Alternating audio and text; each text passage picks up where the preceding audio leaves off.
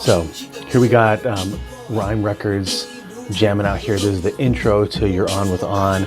After I did the list of sponsors, talked about the upcoming Hmong New Year, November 3rd and 4th. And then, of course, told people that they can become sponsors by calling into the station. So, thought you'd enjoy seeing at least the intro part of what happens here in WNRB LP 93.3 Wassa. So, like this song.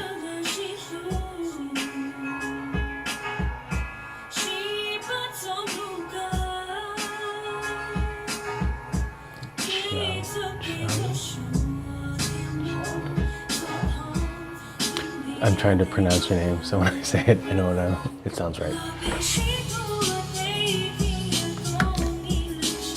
Stay hydrated.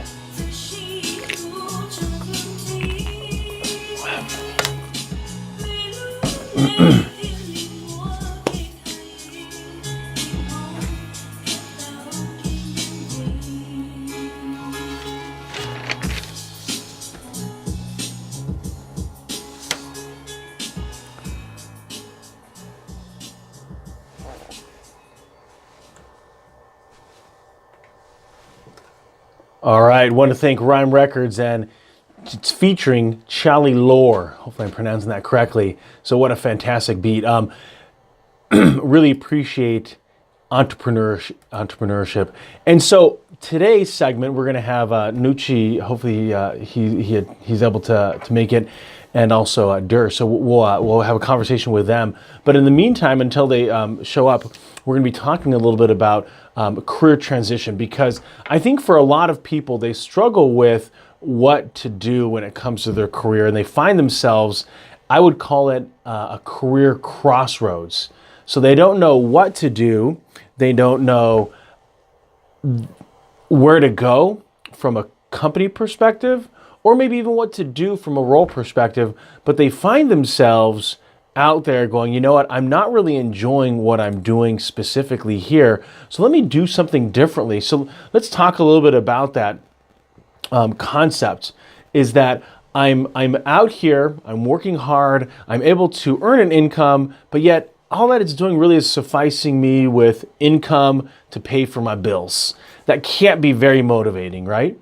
And so it gives us an opportunity, because we aren't stuck in a box. No matter how forced you feel in where you are, there's an opportunity to have a look at what can I be doing differently.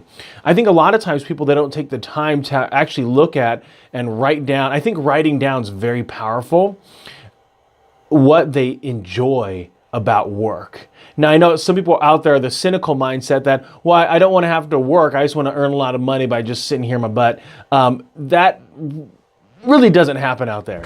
There's not a lot of satisfaction in life by not giving of yourself in return for something else. Whether that's, completely volunteering your life and giving it of service to others, or actually going out there and, producing something of a good or a service for the betterment of humanity.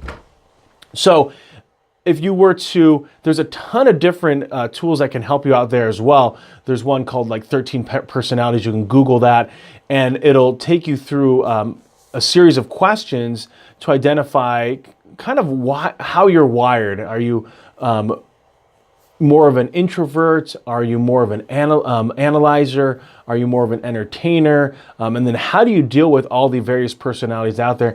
And it's extremely powerful to be able to know where are you coming from.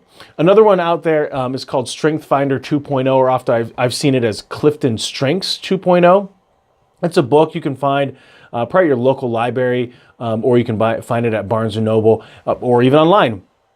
And this book, the cool thing about it is when you buy it new, is that inside it has a code that you can then go online and take about 20 minutes to be able to answer some questions, and it'll pinpoint your top 5 of their 32 strengths.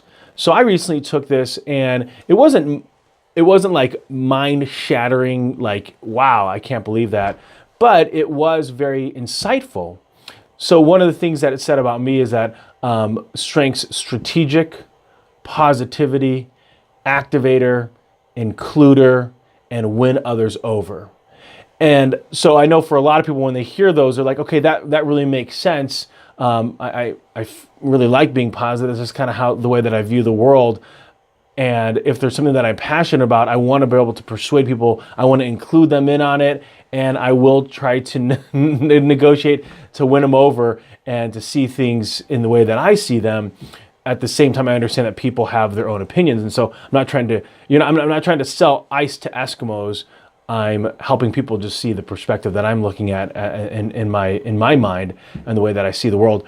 And so by being able to I see those strengths for me as I look at my career, I want to make sure that majority of my tasks day in and day out are dealt with what I'm exceptionally good at, and really masking a lot of my weaknesses. So weaknesses definitely are like, I get bogged down in paperwork. So for some person, they might go through paperwork and it's going to be very simple for them, dotting the I's, crossing the T's. For me, even if I take the painstaking time to go through and look at all the details, I might miss something because it is not a strength of mine. And so I know some people will hear that and they're like, well, you should get better at all your weaknesses.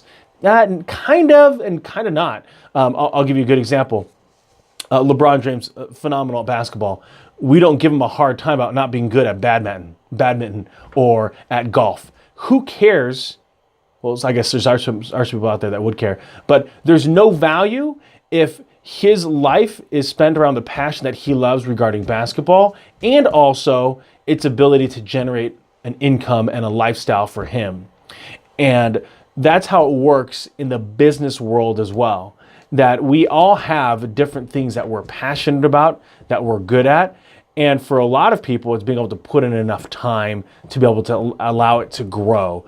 And it might mean that you work a full-time job somewhere, 8 to 5, like let's say at a bank, in order to give you the freedom to run your side hustle of artistry from 6 to 9, and then maybe sometimes on the weekend to be able to perform and start building out that audience.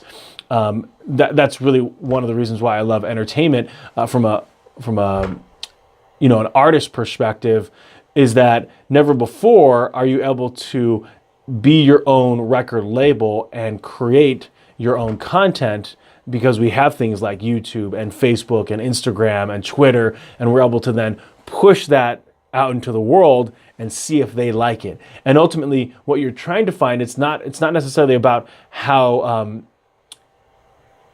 good or bad you are, as much as building the audience of people that like you. Because you could be the greatest country singer, and people that do not like country music will not listen to your music. So that doesn't matter, right? A lot of people know Tim McGraw, one of the greatest country singers, but there's a lot of people out there that do not like country music. So they can respect him, but they don't like his music. And so how does that then translate to your life in where you might find yourself? It's about finding that passion. And so I find for a lot of people, if you're passionate about one area, how do you get even better at it? I think the best method is the apprenticeship method. I know a lot of people that do this way, but we kind of take it for granted. So I'll give you an example. Every single physician is an apprentice. After they finish graduate medical school, they have an MD after their name, but they've never done, they've done very little with their specialty. So what happens is then they go to residency. And even after that, they might do fellowship. So residency is another 4 years typically, depending on the specialty. And that's all they're going to do then, if let's say they're going to be a heart surgeon, is heart surgery and diagnostic. Like, they're all in just in that area. And so we see that all the time. In a residency, they're shadowing physicians until they can start walking on their own. And that even happens a lot of times in welders, electricians, plumbers, even some good sales organizations have a good mentor-mentee relationship and being able to help people grow. And so we see this on the outside, but yet for whatever reason, we don't kind of connect the dots on how that could work for us personally. So I'll give you an example. If let's say for